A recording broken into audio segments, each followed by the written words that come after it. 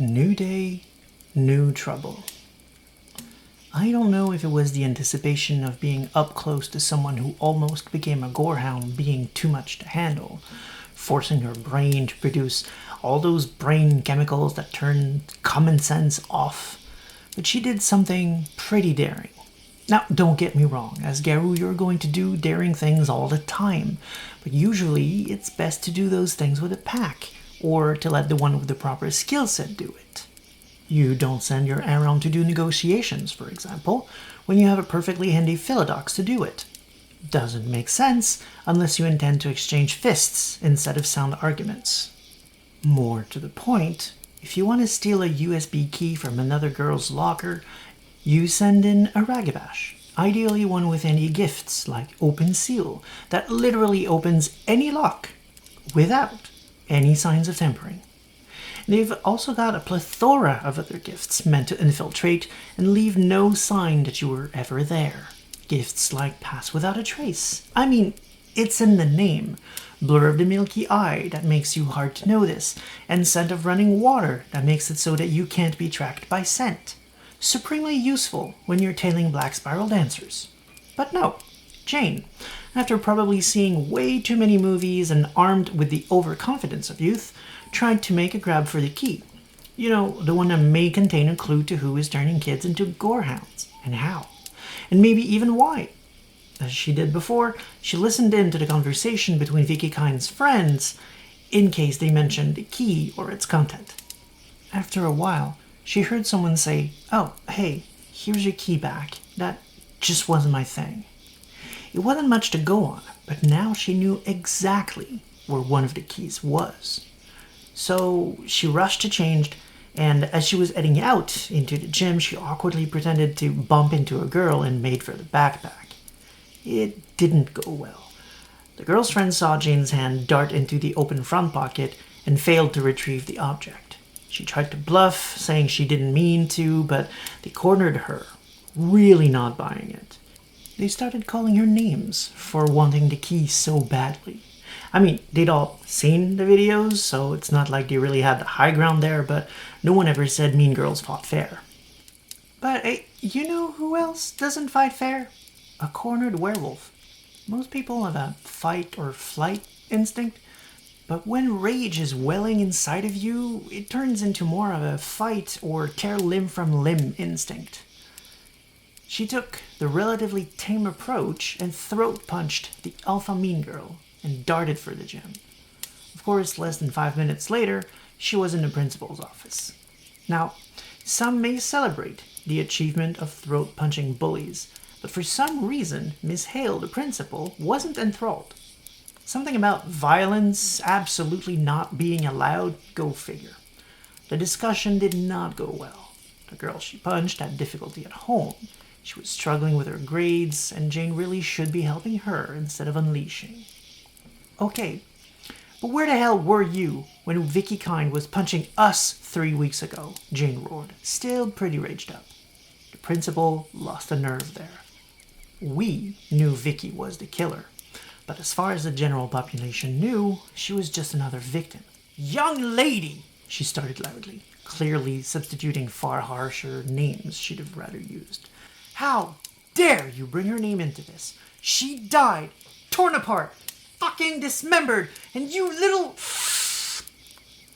The sound of someone clearing their throat cut the principal dead in their tracks. She lifted her head to look at the secretary, Mr. Lively, who'd stepped in. "Everything okay here, Miss Hale?" he said. "Yes. I'm sorry. I suppose no one is immune to losing their temper in these trying times. Jane, I will let it go this time on account of the extreme circumstances of the last few weeks. But you will have to show up in detention tonight, and I want you to think, reflect on what you did, on violence. Is that really the path you want to go spiraling down?" Jane immediately reacted to the word. "What did you say?" "I said you have detention, young lady, and I will not repeat myself." That had not been it. But the Black Spiral Dancers didn't have a monopoly on the word. It was a common enough expression. Besides, Jane didn't have a leg to stand on, and she didn't insist. Instead, she got up and left. Walking past the secretary, she mouthed a silent thank you.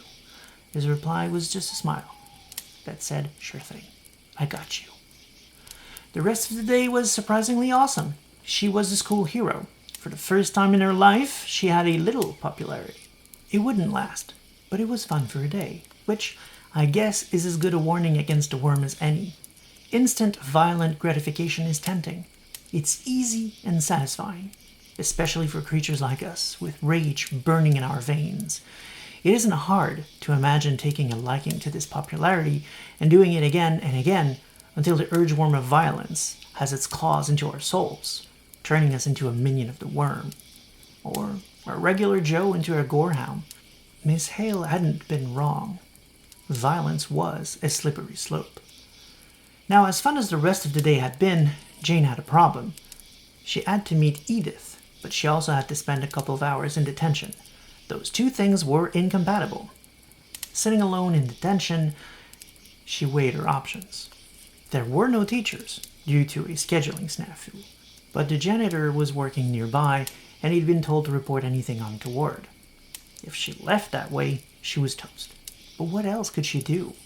Just as she was contemplating making a mad dash and hope for the best, her brain registered the weird sound of dog claws gently tapping on glass. No, well, not dog, wolf. A huge freaking wolf, in fact. Firehound's wide grin was waiting for her in the schoolyard, standing right next to a window that the wolf had somehow opened from the outside, without hands. Thank Gaia for spirit magic. It was one of those old-style windows that opened at an angle when you pulled towards you. She pulled the table close, climbed on, and dived outside. It took some inspired twisting and turning and a good few minutes, but she got through. Not without making the mechanism a lot looser, mind you, but then again, that could come in handy next time her Garou life got her in trouble. "I can't believe you're really on school grounds," she said to the bright white wolf, who wasn't there anymore. She turned around and around, but anywhere she looked, she was alone. All other students had long ago boarded the buses and made for home in the comfort of a warm meal. She didn't have that luxury. She had about an hour to meet up with us and make it in time. She decided to risk going at it on 4 paws. It was by far the best shape for long-distance running. Even so, she still got winded 2/3 of the way there. As she slowed down, she realized Firehound had slid into pace with her. That was all she needed. This wolf, whom she'd grown fond of, whom she was slowly starting to think of as a packmate, even though she herself was still just a cub. It gave her a boost. She redoubled and made for the rendezvous point. When she got there, Gloria and I were in conversation with Sarah, who had invited herself. After all, if she hadn't been with us last time, I may very well have died in battle against the Psychomachia. I sure in hell wasn't going to argue with that kind of backup. "You're cutting it close, cub," Gloria called out as she saw the duo arrive. "Yeah," Jane answered. "I got into a fight and got detention. I'm sorry." That caught the eye of Sarah, whose eyes snapped right on her. "A fight? No.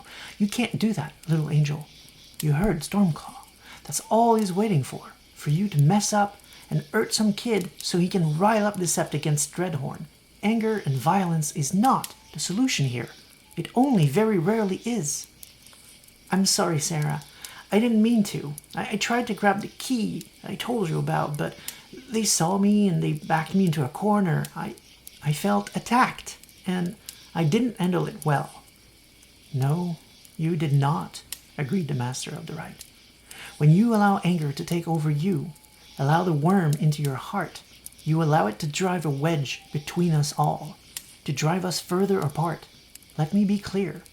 If Stormclaw takes over the cairn, all the Garou-born are dead. Gloria, right there, dead." "Hey," replied Gloria, insulted. "I ain't going down easily. I have no doubts you'll take down some of his friends with you, Gloria, and I can't blame you for it. But that just means more dead Garou. That's a huge loss for us, and a great victory for the worm, without lifting a damn finger."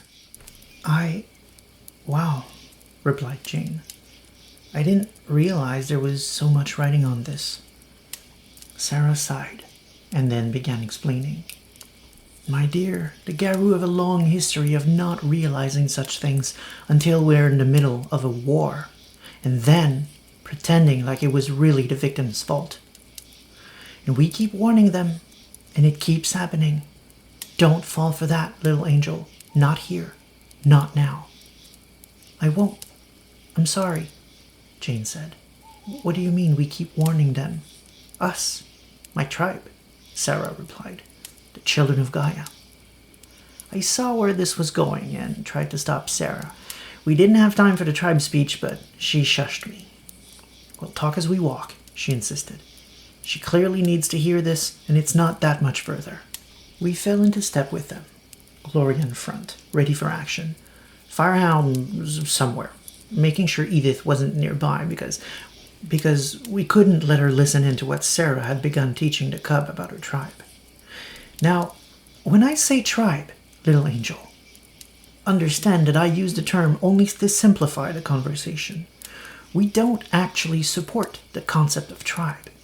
We believe that it separates us. It enforces an us versus them mentality that breeds infighting where there needs to be unity. See, it goes like this.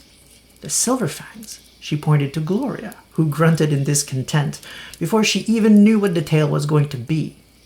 The Fangs, they claimed that the first of their kind was a wolf, back when the gauntlet was just starting to rise. When the Weaver's madness had barely taken hold, and the Worm's mad thrashing had taken Gaia by surprise. We could have died, then and there, their legends say. If not for that courageous wolf who stood up to the Worm and saved her just in time. Now the Fangs claim this wolf as their ancestor, the progenitor of their tribe. But isn't that wolf the first werewolf? Gaia's first chosen warrior? Aren't we all descended from that one wolf? And if so, the truth is this. We are all one tribe. Jane was fascinated. We'd spent a lot of time teaching her the basics, but she was getting into the thick of it now, and she didn't have any frame of reference to comment on that. The history and beliefs of the tribes was still a very new subject for her. I don't know what to respond to that, she admitted. That's okay. I will teach, and you will make up your own mind. You may agree or disagree, that is for you to decide. Whatever answer to the question you end up with, ours is that we are all Gaia's children. This division that keeps us all at each other's throats, that is the Worm's doing. It knows that we cannot win unless we work together. Unity has always been our strength. A pack will always be stronger together than apart. Just imagine what we could do if the entire nation could just work together. A pack of thousands. So that is what we preach. Unicorn is our spiritual patron. It teaches us to love unconditionally. After all, even the Worm, for all the atrocities it has committed, in the end, it isn't even aware of it. Not really. We can fight back. We can stand our ground and defeat those who would seek to end Mother Gaia. But can we really hate it? Before all of this, it was just entropy. It was just doing its part in keeping creation balanced, itself a victim of circumstance. And so we preach love. We preach peace. We preach forgiveness and understanding. For these things do not come easily to the Garou. And as you now know, they are sorely needed, lest we resort to killing each other. The same is true with humans, whom we have guided and whom has guided us through time. Wait, interrupted Jane. Don't we live in the woods and stay away from humans so they don't learn about us? Such a stereotype. No, I mean yes. Us Garou are often seen living in the woods, But it would be false to believe that's the only place where we operate. Working with humans, or teaching humans, is absolutely necessary. You yourself, barely a cub, aren't you working closely with humans, infiltrating a human school? The same is true of most werewolves. We go where the worm is, where the weaver is, where they both do love messing with humans so very much. So we all try to limit the damage in our own ways, while making sure they never learn of our true nature. Even tribes that hate the city find themselves there on occasion regardless. That being said, some tribes specifically take it upon themselves to deal with humans. The most known for this are the Glasswalkers and the Bone Gnawers. Then you have the tribes who tend to take on an important social cause, such as helping fight for female rights like Vivid Keen, whom you may remember from the Moot. We Children of Gaia often take such causes too, of course. Mostly, we focus on protecting the innocents and those who cannot defend themselves. Then you have tribes that like to play into the politics of kings and emperors, like the Silverfangs and the Shadowlords. This we actually do as well.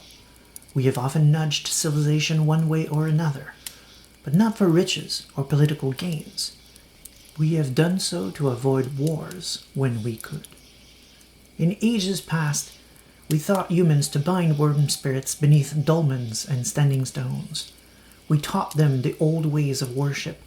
We showed them to embrace fertility, their own, and also the mother's, but to always do so carefully. Never take more than you need from her bounty, and to be careful not to breed so much as to overburden the ecosystem. But they fell for the weavers and the worms' ruses. Now they take everything, and they are everywhere. Nature cannot keep up with feeding them and countering the pollution they make. But we love them still, and we guide them still. For above all, we always strive for peace. With humans, with Garu, even with black spiral dancers or Fomori. We will not kill one if we can redeem them, as we did your friend Edith. Interesting, pondered Jane. That's very different from the vibe most Garu have given me. I don't know how to phrase this, but doesn't that make you, comparatively weaker, so to speak? Ah, yes, that argument, Sarah replied in a tone that clearly betrayed what she thought of it. No, we aren't doormats or hippies. Let me tell you about a Garu called Blythe. His sept was torn by infighting. They couldn't be convinced to work together and raid a nest of Banes. Blythe proposed a pack of unity, composed of members of each of the sept's tribes. They would scout the Umbra, help trapped spirits, strengthen the mother's hold on the land, and strike the worm at the source before it could spread. But the sept's tribes wouldn't oblige until he used their pride against them. He dared the brave one to join on one such attempt. If they were successful in defeating a nest of what they called Scuttlebanes, the sept would willingly support the Unity Pack. If they failed, then he would relent. Thus challenged, the prideful could do nothing but agree. But the truth was far sinister, for those who joined him plotted in his back. Should he never come back from the foray, surely the attempt would be seen as a failure, a sign from the spirits, even. And the Children of Gaia of the Sept would all back down from the idea. This oh-so-silly idea of working together. Upon entering the nest of Banes, the party was ambushed by pattern spiders, of all things. Amidst the fray, a Garu stabbed Blythe with his silver dagger and threw him down a waterfall, leaving him for dead. But Blythe did not die. While the others returned to Sept, ready to declare the so-called failure of Blythe's plan, he bid his time, recuperated, and as he was healing, a pattern spider approached. Instead of attacking, Blythe spoke to it and proposed an alliance, for he saw that it was being corrupted by the worm, something neither of them wanted. Blythe could have killed it, but instead, he healed it, cleansed it. In exchange, the pattern spider agreed to safely take Blythe to the Bane who was spreading this corruption. even wounded, for one does not easily shake off silver, he stood alone against the gigantic bane and won. The spiders were freed from the bane's ravages and resumed their normal work. When he returned to the sept, his would-be murderer was declaring the whole affair a disaster, that there was just no way through the spiders, and that they were lucky their only casualty was a failed leader. Blythe could have allowed his rage to speak and slain his adversary. Instead, he threw the bane's head to the ground, declaring the journey a success. The scuttle banes had been, in fact, just transformed pattern spiders, now saved, and the one responsible slain. He stood face to face with the one who had attacked him cowardly in the back, showing no fear and absolute resolve, then proclaimed the Pact of Unity be made official, and forced his adversary to seal the deal with, and I quote, an enthusiastic dance of unity. Not long after, Blythe became sept leader. Still is to this day. Many nests were cleansed thanks to this unity pack. Now you tell me that wasn't badass as hell. Do you see the Children of Gaia as weak still? Doesn't it take more strength not to give into anger, rage, and pride, to do the right thing because it is the right thing, even at a cost to yourself, to build towards a lasting peace despite relentless ridicule and attacks? When you struck in anger this morning, Jane, tell me, what was the most difficult path to achieve, anger or calm? Those who call us as weak use that word as a sword to strike us down, to weaken our words, because the truth is they prefer the easy way. It's convenient. Destruction is quick. You get to call it a day and leave it to those you call weak to clean up. But that's okay. I have enough love in my heart to help them too. I'm so sorry, Sarah. I didn't mean to strike a nerve, offered Jane when the rent was done. Suncaller smiled. Apology accepted, but wasn't needed, little angel. It was a good question that deserved a good answer. Now you know the heart of the Children of Gaia. We are Garu too. We bleed and we fight, just like all of them. We just don't do it carelessly. Not when we can heal instead of destroy. We were all silent after that. Me mostly because I was still reeling from that story, which was a new one for me, and it was one heck of a tale. The rest, I don't know. I suspect Gloria was fuming inside, that all of her boiling around rage told her that one should always confront one's enemies head-on, or something like that. Jane broke the silence, as she often did. Do you have a name thing? She asked, like the Silent Striders. Sarah thought for a second and realized that she was talking about the Remembrance name thing. No. I mean, we get D names, like most other tribes, but there is a few things we do differently. For starters, in our septs, everyone gets a voice. We tend to think that anyone can have a good idea, regardless of rank or sept position. The leadership is usually handled by a trio. The voice of the goddess lets us know the will of Gaia, sometimes making the rough calls, and other times just serving as a counselor, telling us the truth that we need to hear.